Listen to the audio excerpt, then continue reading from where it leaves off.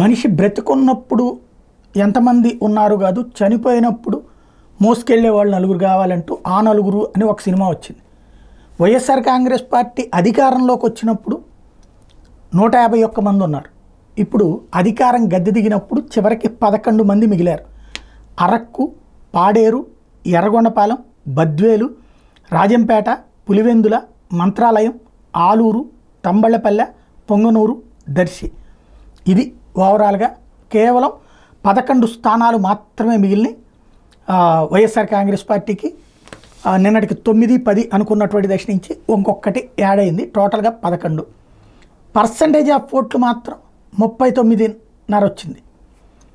ఇక్కడ 8% ఓట్లు వచ్చినటువంటి జనసేన 21 సీట్లు సాధించింది. 39.5% ఓట్లు వచ్చినటువంటి వైఎస్ఆర్ కాంగ్రెస్ పార్టీ కేవలం 11 స్థానాలకు పరిమితమైంది. అదే ప్రజాస్వామ్యంలో ఉన్నటువంటి బ్యూటీ.